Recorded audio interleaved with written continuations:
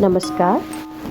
हर शहर की कोई ना कोई ऐसी कहानी होती है जो सिर्फ रात के सन्नाटे में ही जिंदा होती है। ऐसी कहानियाँ जिन्हें लोग भूल जाना चाहते हैं पर वो भूलते नहीं। मैं हूँ आपकी दोस्त और ये है वो जगह जहाँ भूतों की कहानियाँ सच बन जाती हैं। तो दोस्तों, आज मैं आपके साथ शेयर कर रही हूँ ट्विन सिस्टर्स की कहानी। इन्होंने अपना नाम अपनी जगह बताने के लिए मना किया है, तो लेट्स इमेजिन कि सिस्टर्स चंडीगढ़ की हैं। एक का नाम है रीना और एक का नाम है टीना। रीना जो है शौक, चंचल, नटखट, शरारती, बहुत बातें करने वाली, और टीना एकदम उसके ऑपोजिट, खामोश रहने वाली, ऑब्जर्वर, अपनी मस्ती में मस्त रहने वाली, ज़्यादातर चुप रहने वाली। रीना जो है उसने लॉ किया है, उसके पापा वकील हैं, वो उनका चैम्बर ज्वाइन करने जा रही है। और टीना जो है उसने डॉक्टरी की है, वो अपनी मामा, उसकी मामा की डॉक्टर है, वो अपनी मामा का क्लिनिक ज्वाइन करने लगी है। लेकिन दोनों बहनों ने सोचा कि रिस्पॉन्सिबिलिटीज़ लेने से पहले क्यों ना हम अपनी ड्रीम सिटी ले चक्कर लगा के आए। दोनों गाड़ी बहुत अच्छी चला लेती थी। पेरेंट्स की परमिशन से दोनों ने अपनी कार निकाली तो चल पड़ी लेह की तरफ। मनाली से होते हुए रास्ते में रुकते, मौज मस्ती करते हुए चलती गई। अब जब ये मनाली के रास्ते से होते हुए जा रही थी, रास्ते में एक जगह आती है जिस्पा। वहाँ पे उन दिनों में, अब तो बहुत होटल्स हो गए हुए हैं, लेकिन उन दिनों में एक ही होटल था। उन्होंने वहाँ पे देखा कि बुकिंग नहीं है। उन्होंने सोचा चलो हम आगे चलते हैं। तो किसी ने उनको गाइड किया कि आगे आपको टेंट्स वगैरह की फैसिलिटी मिल जाएगी, आप आराम से वहाँ रह सकते हैं, टेंट्स काफ़ी अच्छे होते हैं। चल पड़े।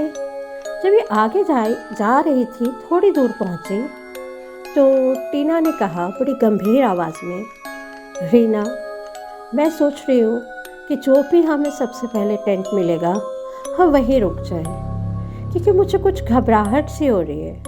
मुझे यूँ लग रहा है जैसे कोई कॉन्टिन्यूसली मुझे वॉच कर रहा है। रीना भी थक गई थी, इतनी ड्राइविंग की हुई थी। उसने बोला चलो ठीक है, जो पहला टेंट मिलेगा हम वहीं रुक जाएंगे। थोड़ी आगे जाके, वैसे भी रात हो रही थी, थोड़ी आगे जाके उन्होंने देखा एक टेंट है, उसकी ओनर कोई औरत है। ये देखिए दोनों और भी ज़्यादा खुश हो गए। थोड़ी दूरी पे आजू बाजू में और भी टेंट्स थे, लेकिन उन्होंने सोचा कि हाँ ठीक है, हम इसी टेंट पे रुकते हैं। कि उस औरत से बात की कि हम एक रात रुकना चाहते हैं। उस औरत ने कहा ठीक है, आप रुक सकते हो यहाँ पे, खाना वाना। उन्होंने कहा नहीं, हमें कुछ नहीं खाना, हम बहुत थक चुके हैं, इसलिए हम सोना पसंद करेंगे। उस औरत ने कहा ठीक है, मैं साथ वाले टेंट में हूँ, अगर कहीं ज़रूरत पड़ेगी तो मुझे बुला लेना, लेकिन हाँ टेंट को अच्छी तरह से बंद कर लेना। रात को कोई नॉक करे, कोई बुलाए तो बाहर मत निकलना। दोनों ने इस बात को इतना सीरियसली नहीं लिया। अंदर जाके देखा ब्लैंकेट्स वगैरह थे, कुछ पसंद नहीं आया। इन दोनों की एक आदत थी, जब भी कहीं पे भी जाते थे स्लीपिंग बैग इनके साथ होती थी। इन्होंने अपने स्लीपिंग बैग्स निकाले, कुछ सामान नहीं निकाला, ज़रूरत नहीं थी, खाना पीना मूड नहीं था। स्लीपिंग बैग्स में दोनों लेट गई और कब नींद पड़ गई, जो कि थकी हुई थी, कब नींद पड़ गई कुछ पता नहीं चला। गहरी नींद में सो रहे हैं। अचानक रीना की नींद खुलती है। वो आंखें खोल के ऊपर देखती है, उसके पैरों तले जमीन खिसक गई। अरे यहाँ तो टेंट ही नहीं है, सीधा आसमान दिख रहा है। उसने देखा गाड़ी पास खड़ी है सड़क के किनारे, वो स्लीपिंग बैग में सोई है जमीन के ऊपर। एकदम घबरा गई, टीना टीना टीना। जब उसने देखा टीना का स्लीपिंग बैग नहीं नज़र आ रहा, टीना नज़र नहीं आ रही। जब उसने ऊपर देखा स्लीपिंग बैग बंद है, टीना सो रही है, बट हवा में झूल रहा है उसका स्लीपिंग बैग। वो एकदम घबरा गई, काफ़ी जंप किया कि टीना का जो स्लीपिंग बैग है उसके हाथ में आ सके, लेकिन ऐसा कुछ नहीं हुआ। सुबह थोड़ी थोड़ी सूरज ने अपनी किरणें बिखेरना शुरू की थी। एक वहाँ से गाड़ी निकली, रीना ने घबरा के उनसे रुकने के लिए कहा, लेकिन उन्होंने रोकी नहीं गाड़ी और वो चले गए। अब एक टैक्सी वहाँ से आती है, रीना एकदम टैक्सी के आगे खड़ी हो जाती है, टैक्सी रुकती है। वहाँ से वो देखती है कि टैक्सी के अंदर कुछ लामास बैठे हुए हैं। वो बहुत घबराई हुई थी। तो एक लामा ने उससे पूछा, क्या बात है, आप इतने क्यों घबराए हो और सड़क पे इतनी सुबह सुबह क्या कर रहे हो? उसने बताया, जब उन्होंने देखा एक स्लीपिंग बैग हवा में झूल रहा है, तो उनमें एक बहुत बड़े लामा थे। वो बाहर निकले, उन्होंने कुछ मंत्र उच्चारण किए, तो धड़ाम से स्लीपिंग बैग नीचे गिर गया। बट हैरानी की बात ये थी कि टीना जैसे सदियों से सो रही है, उसे कुछ होश ही नहीं है। तो लामा ने आंखें बंद करके कुछ देखा, सोचा और कहा, इसको फटाफट गाड़ी में डालो। तो एक दो लामा और जो टैक्सी ड्राइवर था उन्होंने टीना को गाड़ी में डाला।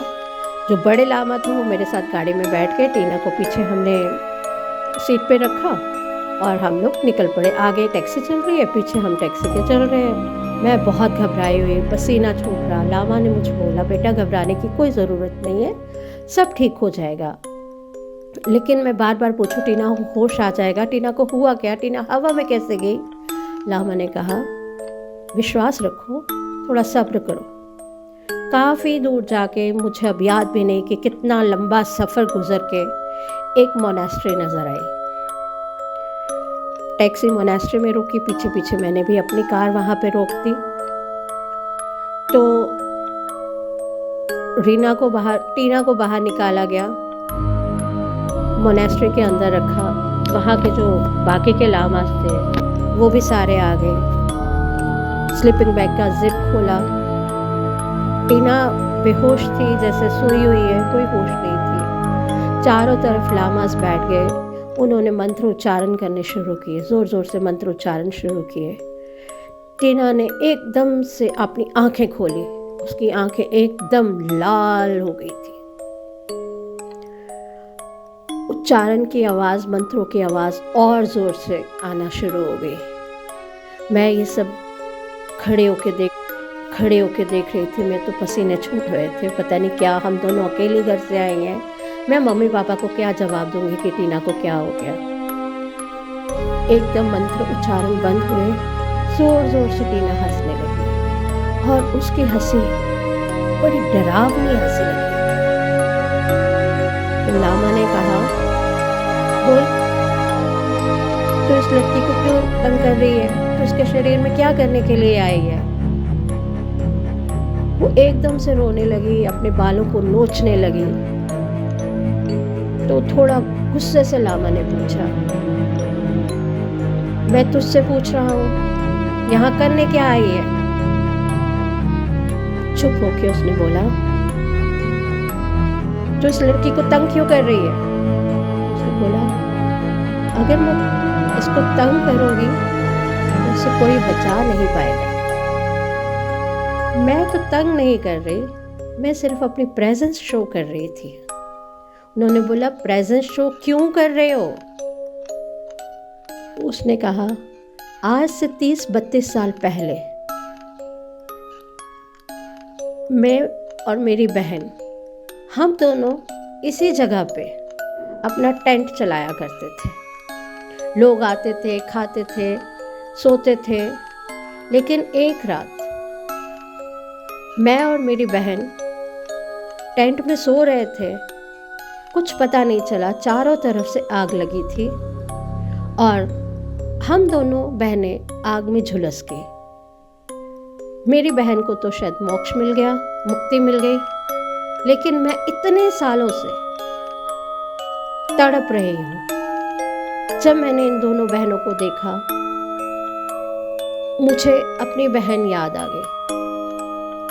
उन्होंने बोला, अब तुम यहाँ से छोड़, जाने का क्या लोगी, यहाँ से निकलो इसके शरीर में से, नहीं तो मैं तुम्हारा बुरा हाल कर दूंगा। उसने कहा, अरे तुम मेरा बुरा हाल क्या करोगे, तुम मुझे यहाँ नहीं लाए, मैं अपनी मर्जी से आई हूँ।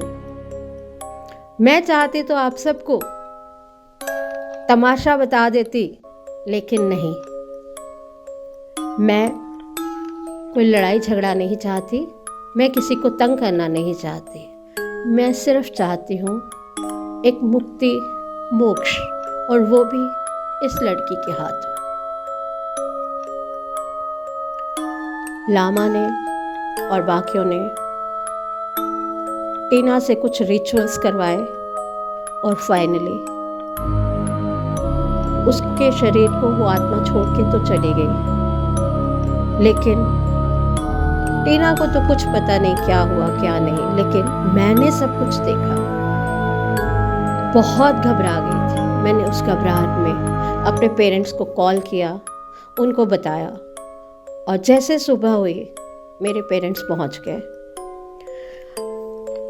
जब वो पहुंचे, हम लोगों ने उन सबको थैंक्स किया, शुक्राना किया, और उन्होंने बोला, अब घबराने की ज़रूरत नहीं, ले बहुत सेफ जगह है, आप आराम से कहीं पे भी घूम सकते हैं।